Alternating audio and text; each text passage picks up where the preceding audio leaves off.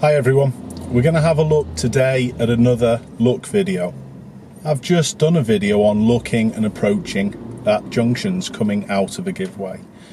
We're now going to turn that on its head and go the other way. We're going to have a look at our observations as we come up to and going in junctions.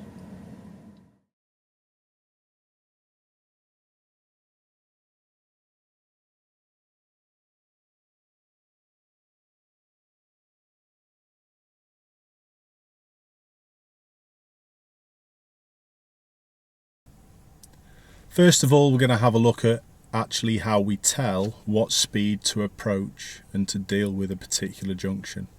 And we're mainly going to be dealing with today what we call major to minor turns. We're on the main road and we're turning into a side road, like we've got in front of us that the black Focus has just turned in. Now, how do we tell? Well, as we're on the approach, we should be looking at a number of things. We should be looking at the sharpness of the corner. We should be looking at the width of the road and what's happening in there, and that determines what we do with a gear and what gear we choose. Now, you can apply this to both turning left and right, but I'm just going to concentrate on lefts today just to make the video quite nice and short and compact. So most of the time, most of these corners, we can slow it down and choose second gear. I know all cars are different, however, most of the time, second gear, it's approximately a running pace. You can choose second and the car will be able to go around there comfortably in second gear. If it's sharper than that, obviously we're going to have to slow down and choose first, which I tend to think of as a walking pace.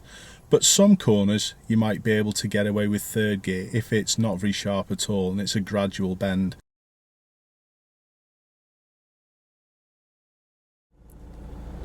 So, let's go and have a look at this in practice. I'm just going to approach a junction and I'm just going to give you an idea of what I would be thinking on the way in and on the approach to the corner. I'm literally going to take the next road on the left. So I'm going through my normal routines. Now I've checked and signalled, again I'm going to start to look. I'm assessing how sharp and how wide it is. With the car being there, it would have been even worse potentially, but I'm going to go into first because it's very sharp. And I'm looking all the way up and round the corner, leaning in my seat if I have to get my best view. So that's how to do it. Why do people get it wrong?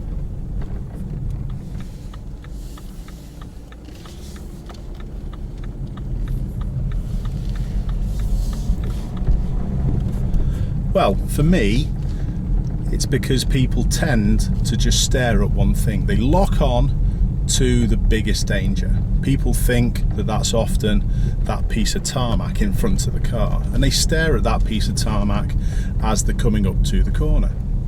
But if you're just staring at that tarmac, you don't actually see how sharp the corner is and what you need to do. And this is when it goes pear-shaped.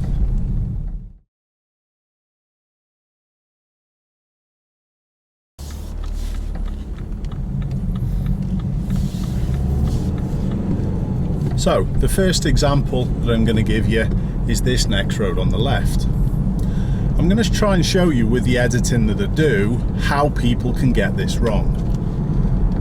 But this next road on the left, it's not sharp whatsoever.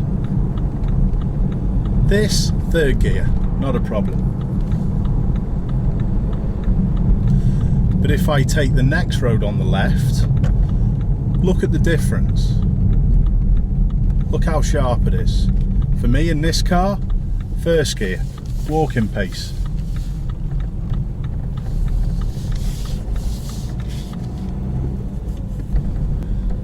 Now, I'm just going to make my way around the block and record the actual roads and the route again. And I'm going to try and show you how things are seen by people learning to drive. And I will add to that as well, not just people learning to drive. A lot of drivers do this so everyone can learn from these things. So I'm going to approach the same roads. Let's see what we can teach you. So here's the first road again.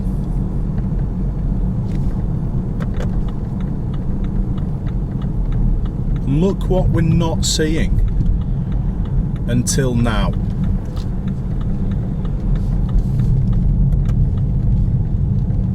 Let's do the second road. Again, look what we can't see until now. How would I have known the difference on what to do with those two different junctions? It's impossible. No wonder people get it wrong.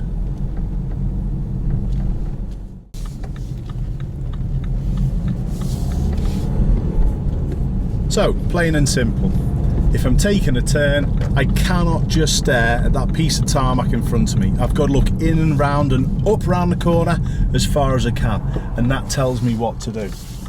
What if there had been a car coming the other way at that situation?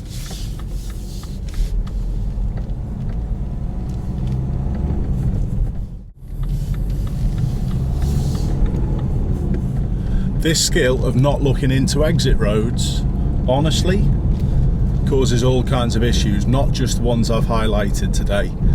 People crossing, you won't see pedestrians, it's endless. So just make sure that you're trying to look as far in there and round the corner as you possibly can.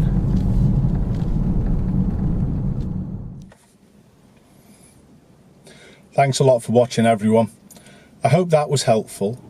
Don't forget, please like, share and subscribe. And if you're interested in any of the gear that I use for my lessons and the videos, check out the links below.